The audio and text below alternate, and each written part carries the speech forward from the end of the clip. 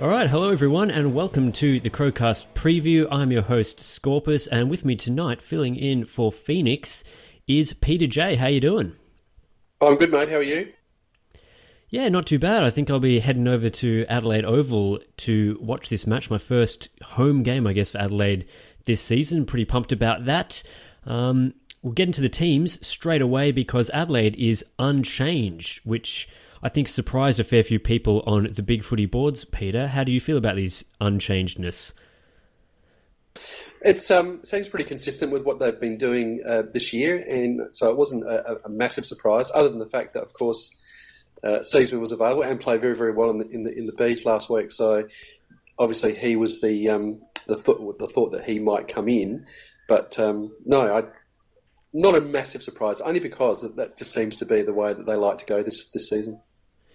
Yeah, it's interesting that Seedsman is having to play another game in the SANFL. I think we brought back McKay after his one game from injury, and I guess at the moment we're playing pretty well, so there's no reason to drop someone like a Henderson who was the last man in. So yeah, it's certainly interesting. I probably would have preferred to see Seedsman in, probably for Henderson, but oh well, we're in form, we're playing well.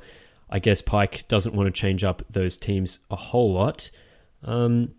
For Collingwood, they've brought out probably their leading goal kicker and most dangerous forward in Alex Fasolo, and they've brought in tagger Levi Greenwood. They've still got quite a few outs at the moment, including Jamie Elliott, who's been out the whole season, and of course Dane Swan. And some of the other guys like small defender Marley Williams is still out, Goldsack's not playing. But last match, this was a pretty good match last year, round 2, 2015 at Etihad, so it's been a long time since we've played Collingwood. We led by 56 points at three-quarter time, but ended up winning by 27, so a little bit of a last-quarter slump there. Sloan best on ground, 30 touches and 9 clearances. Smith was in great form, 29 and a goal. And I don't really rate Jared Blair, but he kicked 3 goals for Collingwood in that match and seems to be in reasonable form. Peter, we'll start with the midfield. How strong do you rate Collingwood's midfield at the moment? I think it's a little bit hard to get a read on them, to be honest, because they've just been, pretty ordinary. And some of those star players, like Sidebottom and Pendlebury have, they've been around for a number of their matches. They're just a bit sort of fluky in a way. And when I say that a bit fluky, they can really, really get on a roll. And this actually started, mate. This started in the NAB Cup. And I'm not sure if you remember, but when they played Geelong down at Skilled, or whatever the hell it's called now, when they played them down there, Geelong were quite in control of that match. And I can't remember whether it was the second or third quarter. Collingwood kicked about 9 or 10 goals in a quarter, and it's quite a lot. Of course Geelong never recovered, and it was only the NAB Cup, so no big deal. But then it happened again against Geelong when they played Geelong, and they kicked 7 goals in the first quarter and blew the game apart in 1 quarter of football.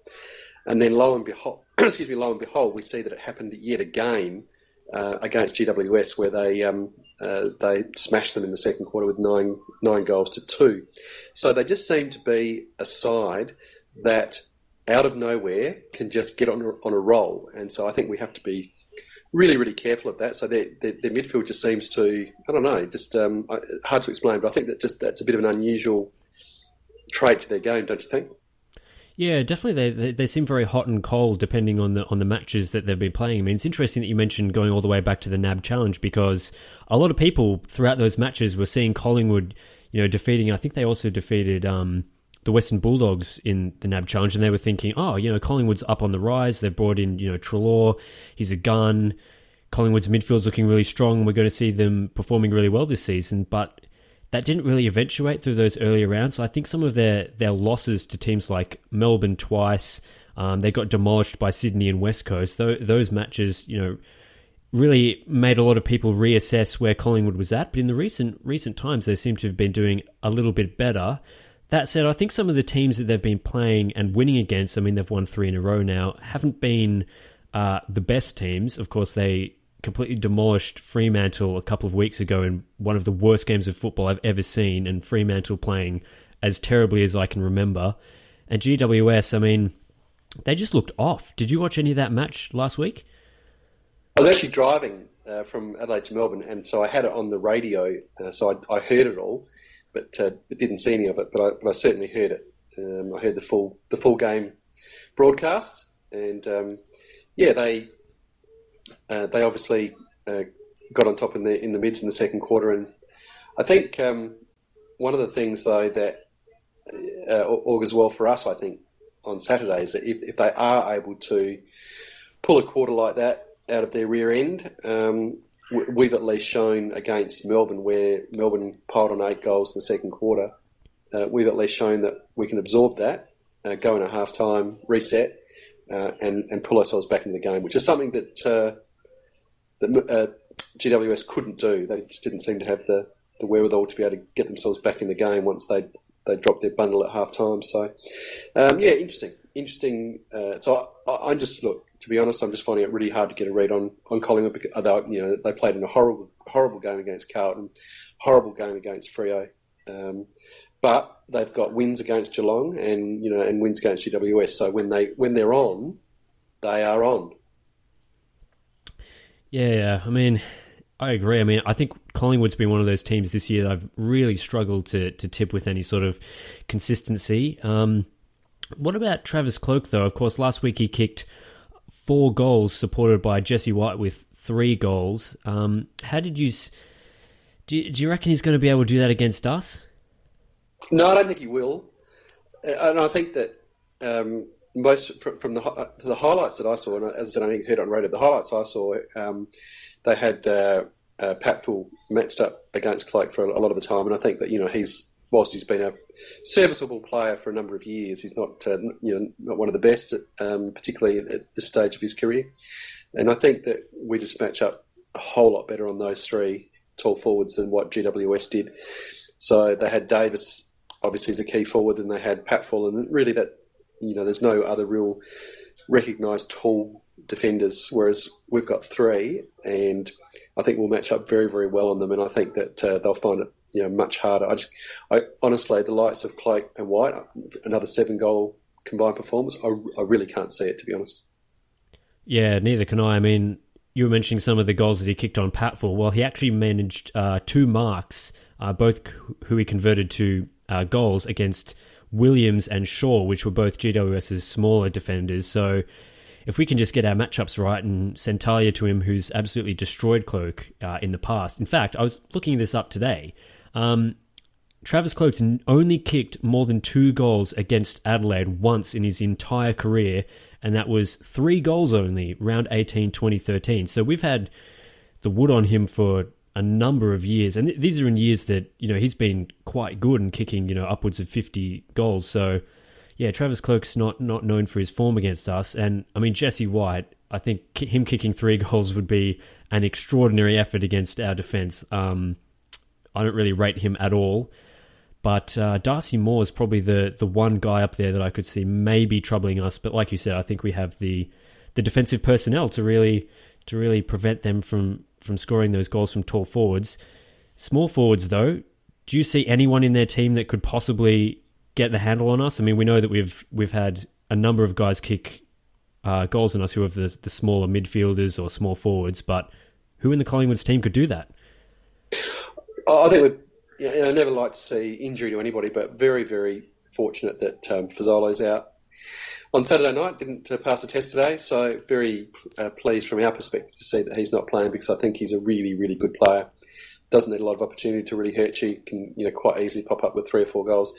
We've just had so much trouble this year with mid-sized defenders, and I could just see where we're worrying about the talls and doing okay on the talls, and then him bobbing up for 4 goals and hurting us. So really, really happy that he's not in. Other than that, really, all they've got is Blair.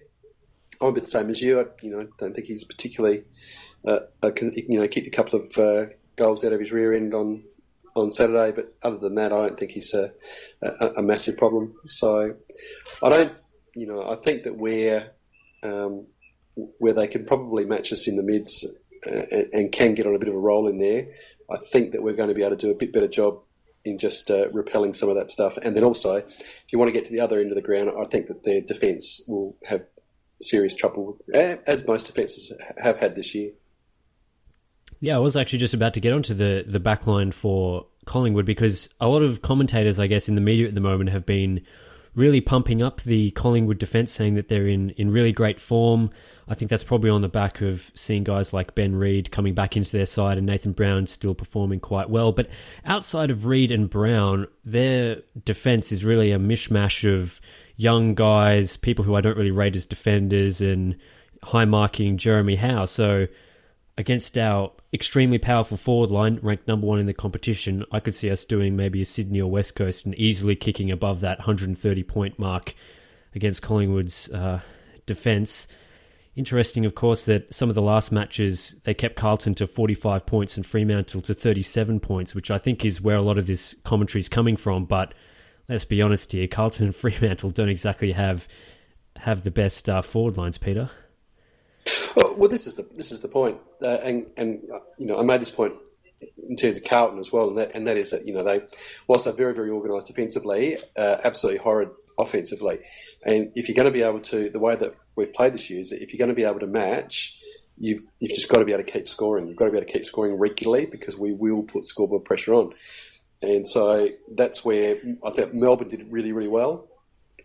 They were able to continue to match us and to absorb the scoreboard pressure that we kept putting on, and they just kept scoring, which was why they stayed in the game for so long.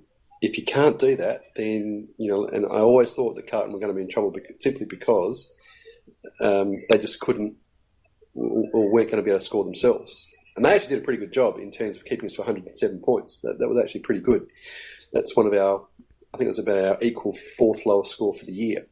So they did a good job. But looking at Collingwood, I just think that that's the similar problem they're going to have, is that they've just got to be able to continually, they've just got to be able to keep scoring, because regardless of how talked up their defence has been over the last couple of weeks, you're right, they've played against fairly ordinary opposition. And I think that apart from, obviously, GWS was a reasonable result for them, of course, but prior to that, their defence is nothing special. So I think they will have some problems. Yeah, one other thing I wanted to touch on just with our forward line is we seem to have every couple of weeks, the guys that are in form seem to be rotating through our forward line, and we have a couple of guys who are pulling away a little bit. I think last week we saw McGovern and Cameron not contributing as much on the scoreboard as they perhaps had been in the past couple of weeks. But of course, we have guys like, Jenkins, Betts, Walker to stand up. This week, who do you see standing up for us in the forward line? Gee, it's a raffle, isn't it? It's a raffle any given week. I mean, it's a really, really hard question because you can look at any of the guys making all bob up with 3, 4, 5 goals. I think Richard Douglas has actually been pretty handy. It looks like the last 3 or 4 weeks he's actually been playing permanent forward. He'd been fairly quiet, and I reckon the first time it occurred to me there was actually a permanent forward player was against West Coast when he bobbed up with a couple of contested marks. He just looked to be camped down there. I reckon he's been a very, very useful player in the last 3 or 4 weeks, just bobbing up with his 2 or 3 goals. But honestly, it's really hard, isn't it? You just don't know who's going to bob up. And that's the beauty of it. You just don't know who's going to bob up on any given week. Yeah, it'd be nice to see.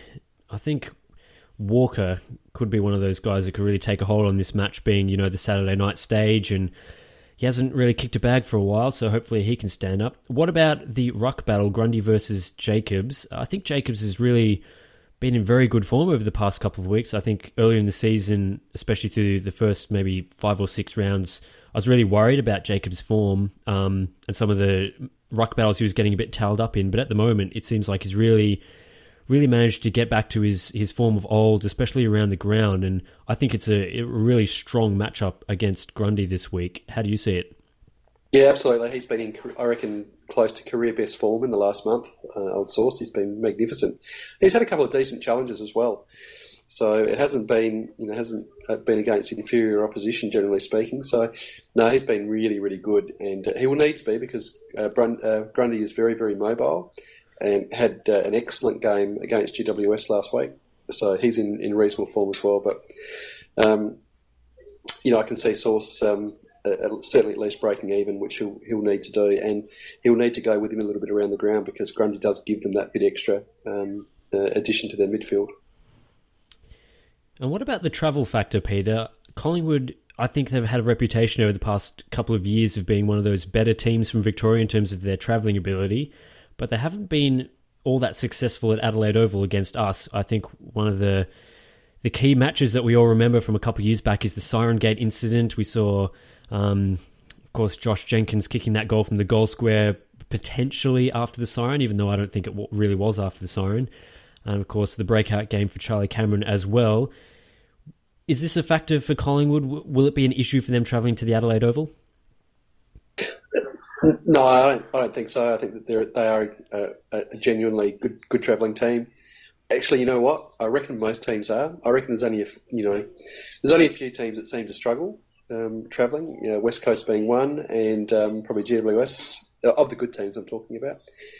I reckon most teams seem to to travel okay. So, no, I don't think that'll be a factor at all. I think that they'll play the game on its merits, and I honestly think that they'll give us a really, really good contest. I don't see this as being an easy win at all.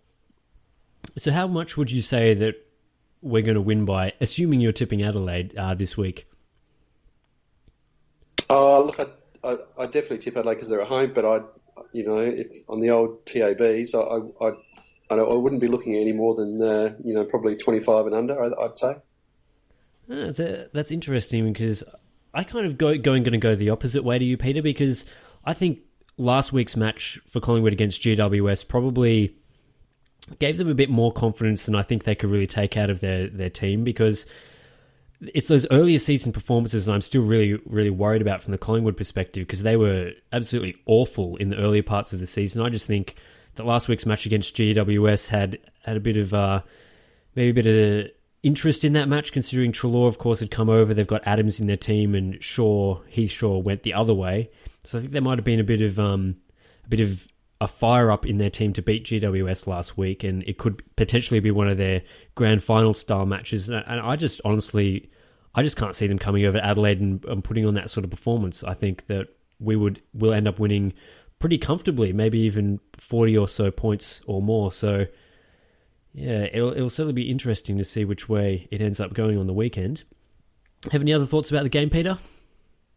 No, I think that's a fair assessment, and it could easily go that way. And I think that the problem that I've got in analysing it is I'm really just not sure whether that game last week is the outlier or not.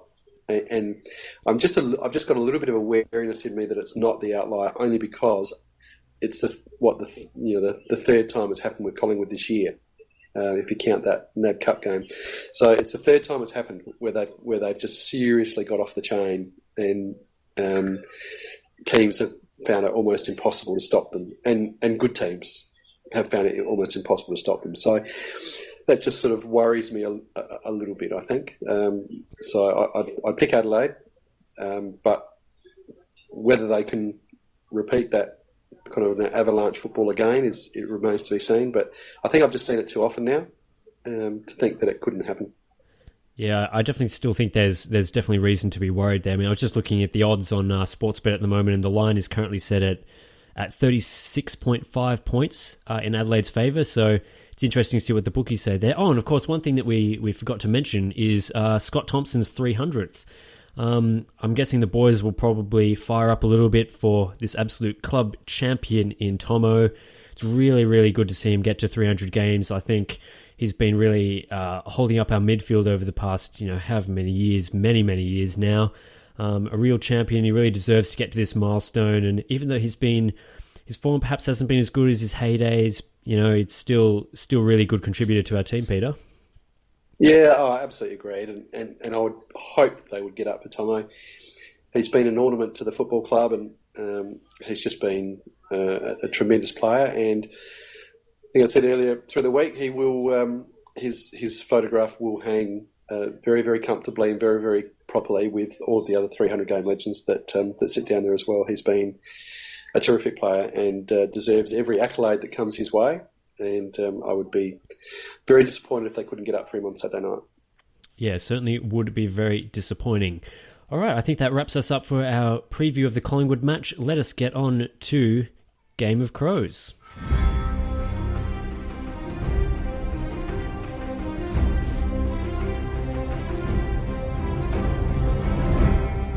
So this is a little bit of an interesting thing for you, Peter, because you haven't been on the Crowcast preview before. So we'll just go a really quick rundown for people, of course, for Game of Crows. This is our prediction game regarding the upcoming Crows match of the week. One of two options you can make: a bold claim, which is something that hasn't happened this season, for 1 point, or a crazy claim, something that hasn't happened ever, for 3 points. If your claim gets up next week, of course, you'll be added to the leaderboard. The winner at the end of the season gets that case of beer sent to them by me. There's probably, 5-6 rounds left to go, and Joel is currently leading on the leaderboard with 5 points. Mr. Mystery Guest, Bonkers, me, and Vardy Magic all there with 1 point. So Joel's got a pretty considerable lead, but I think we could probably edge it back a little bit if we make some clever predictions there. Of course, you can enter through the usual ways: Spreaker, comments, Facebook, Twitter, or Big Footy.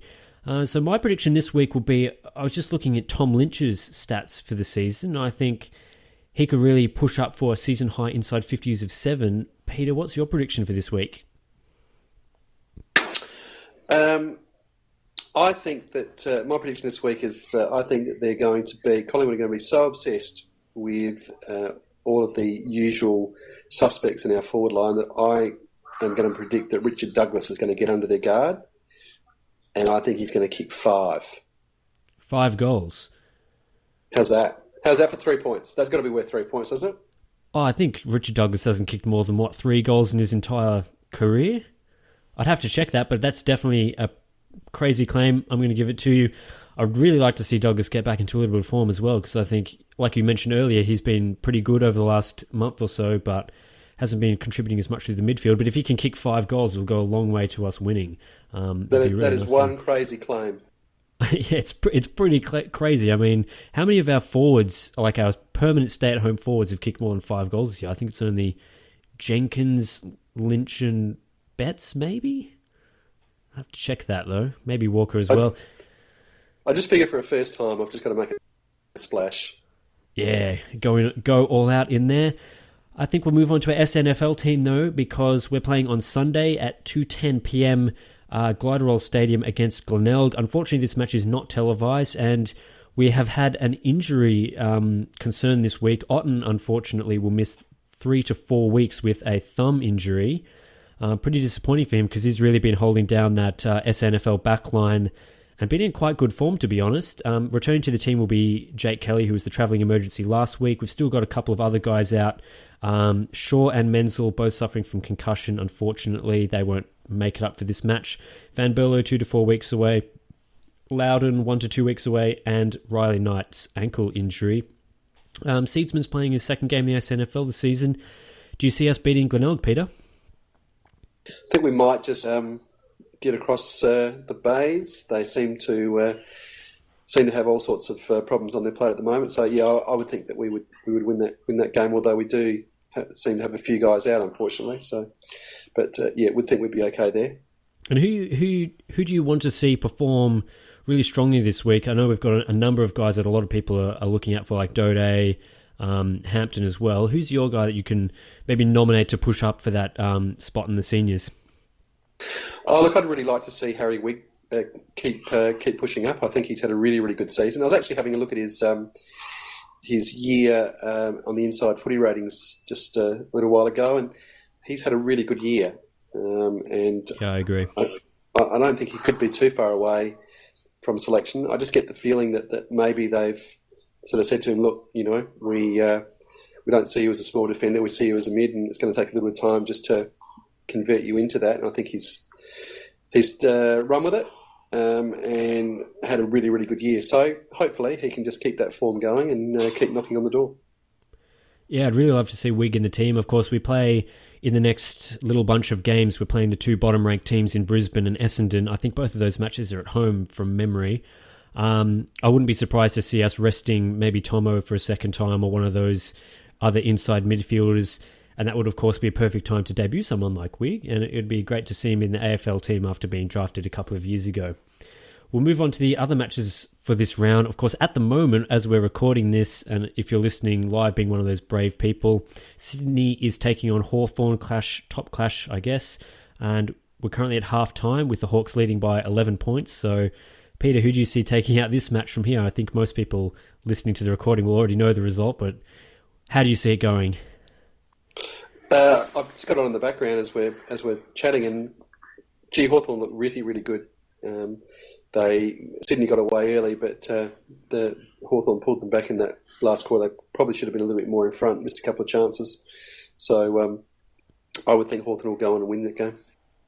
Yeah, I think seeing them kick 3 goals to Sydney's 0 goals in that second quarter probably swings it in Hawthorn's favour at the moment, which is disappointing because I think I tipped Sydney. Tomorrow night, though, Friday night, we have got Fremantle versus Geelong at Subiaco. Normally we wouldn't talk about this match, but I think Geelong might struggle over in Subi against Freo. Of course, Freo decimated by injuries, but it's always a tough road trip to Perth, Peter. Yeah, no, so resting or managing Jimmy Bartell as well, which is good news for us. It means he doesn't play his 300th game against us, which he was due to, because I reckon every time we seem to play Geelong down there always seems to be some massive bloody milestone game going on. So, and they always get up for it. And they always get up for it. It's always difficult, and there is always one on when we play down there. So, very happy to see Bartel rested, which means that he won't play his 300th against us. I just cannot fathom that Geelong would drop this. I really can't. But stranger things have happened, I guess. Yeah, I agree. I think Geelong will certainly get up, but I'm not sure that it will be the blowout that would occur if this was being played down in Geelong. We've seen some great matches against Fremantle and Geelong over the past couple of years, but Fremantle is just bloody awful at the moment, so I think it'd be a disappointing result for Geelong not to win that one. How about on Sunday twilight? We've got North Melbourne playing Port Adelaide at Etihad Stadium. North Melbourne, I mean, they've been in just shocking form over the past couple of weeks. They've had injury issues. They've lost their past 5 matches. But they're getting some guns back. I think Wells and Waite are both coming back into the team this week to play Port Adelaide. Can Port Adelaide do it, Peter? Oh, look, I wouldn't be surprised to see the Power get up. Much as I wouldn't want to see it, I just wouldn't surprise me. They generally tend to play Etihad pretty well, Port. And I reckon they've, just from memory, I haven't looked this up, and so someone could probably correct me if I'm wrong, but I've got a funny feeling they haven't got too bad a record against North in Melbourne. So this is a massive game for both clubs because North have got a horrendous run home. They've probably only got 2 more winnable games, and that is against Port this week and Collingwood next week. I think they've got St Kilda in there as well. So they're the 3 winnable games they've got. I honestly don't think the other 4 games are winnable. So that it's absolutely critical. Now, of course, it's a double whammy. If Port can win this, then they North of the side that are going to be likely to drop out of the 8 if it's possible. But I reckon they'll lose their last 4. North. What do they? I reckon the best they can do is 13 wins. It's just really disappointing for them, I think, after being in such good form at the early part of the season. It's bizarre, isn't it? But I reckon the best they can do is 13 wins, and that's a win this weekend. So if they drop this one, then it really opens the door for Port. Yeah, I mean, just looking at the changes, like I mentioned before, they've actually coming in Nick Del Santo as well, along with Waite and Wells. Those are 3 massive, massive ins for North Melbourne, whereas, of course, Port Adelaide has lost Brad Ebert with his bruised lung, and Cracker as well, who's been okay for them in defence. He's out for family reasons. Not sure what the issue is there. But they're bringing in some guys like Sam Gray, Paul Stewart, and Brenton Archie. I think they're all not that great. So I think North will get up in this one. But, I mean, if they can't beat Port at the moment, it's not looking good for them.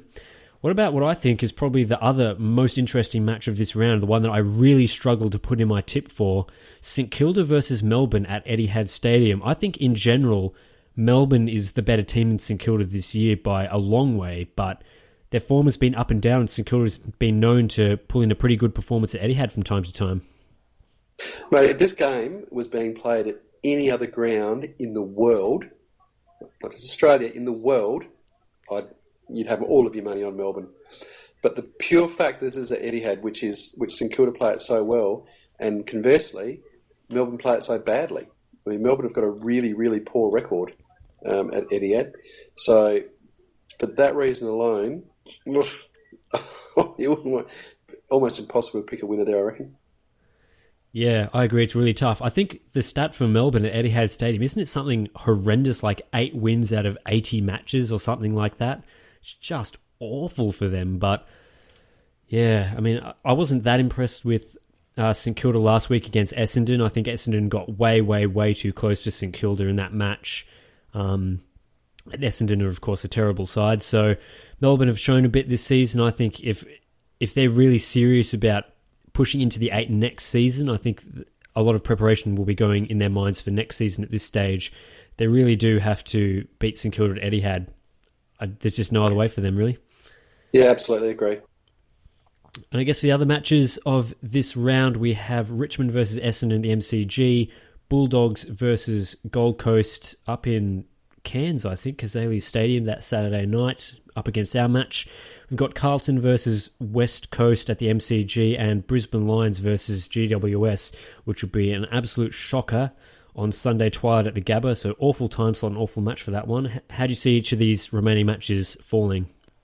I better just try and clear my name on the Gold Coast Suns, because I've been a bit vocal on the fact that I thought that they would have a really good end of the year and that they would get themselves reorganised to the extent that they'd bother a couple of the other top teams, because they had such a horrible run with injury, and that they were just getting their players back and looking like they were striking a bit of form and a bit of strength in terms of selection.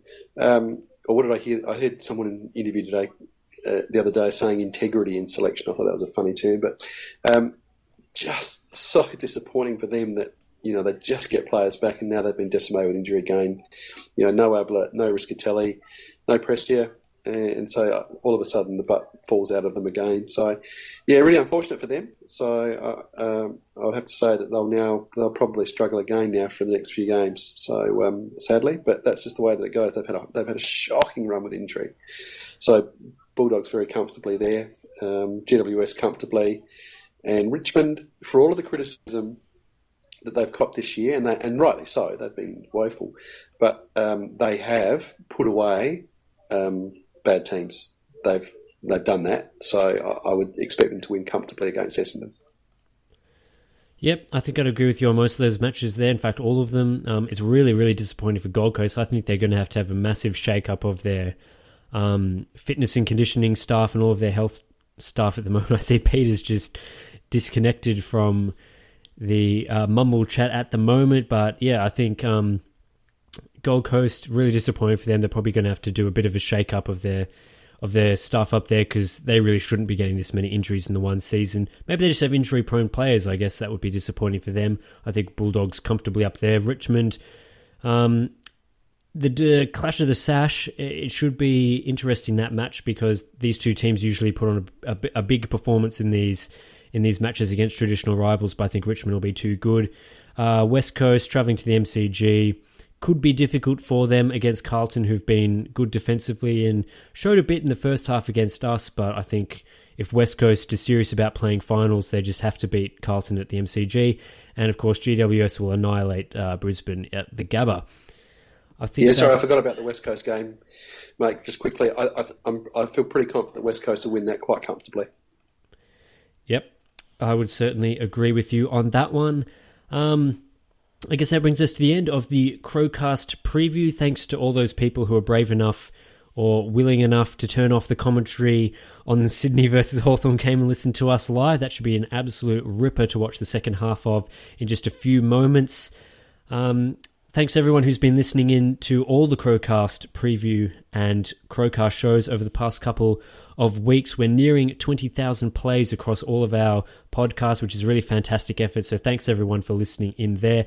Don't forget to check out the interview that we did with Kyle Cheney on Tuesday Night Live this week. So you can currently listen to that interview. It's already up. You can listen to that and enjoy a nice 25-minute or so interview with him. A couple of very insightful things there, Peter. I think you were involved with that interview. Yeah, it was terrific. Came across as a really, really nice bloke, and I think he's been very... it's been widely reported that he was very popular at Hawthorn, and he seems like a terrific guy, and certainly gave us some really, really good insights, particularly some of the shenanigans that go on between the defenders. Yeah, I think he's one of my more favourite players in that defensive group. I think he's a really ripping bloke, as you mentioned, and that interview was certainly one to listen out for. We had the Crowbar guys. They had their podcast posted yesterday. Definitely give a listen to that. It's a fantastic cast. And we will be back, I guess, not necessarily me, but Phoenix will certainly be there Sunday, 7 p.m. Adelaide time for the review cast.